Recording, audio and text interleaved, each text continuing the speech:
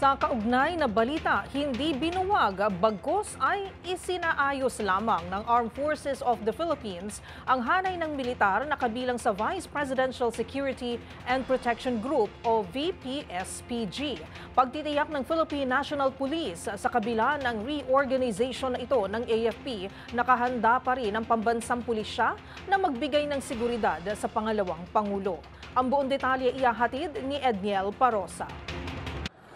Tiniyak ng pambansang pulisya na handa pa rin itong bigyan ng seguridad ng pangalawang Pangulo sa kabila ng pag-reorganize ng militar sa Vice Presidential Security and Protection Group. Ayon kay PNP spokesperson, Police Brigadier General Jean Fajardo, hindi winidraw o binawi ng pulisya ang 25 nitong tauhang nakatalaga sa grupong nagbabantay sa kaligtasan ng Vice Presidente. Kasunod ito ng pag-aproba ng Department of National Defense sa pagbihis sa VPSPG bilang AFP Security and Protection Group.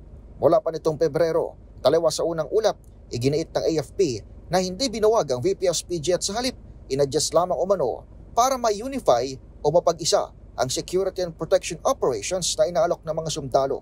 Sa panayam ng DZRH, sinabi ni Fajardo na nagre-report pa rin sa Campo Aguinaldo ang kanilang mga tauhan pero inamin niyang underutilized ang mga ito. We will have to wait po since na-reorganize po itong VPSPG into AFP SPG po. If they need nga po na magdagdag at mag-request po ng additional personnel po sa PSPG, ay gagawin naman po natin yan at meron din po na personnel ang PSPG. Ginawa ng PNP spokesperson ng paniguro bago pa man bumalik si VP Sara Duterte sa bansa mula sa ilang linggong para natili sa dahig para asikasuhin ng kaso ng amang si dating Pangulong Rodrigo Duterte.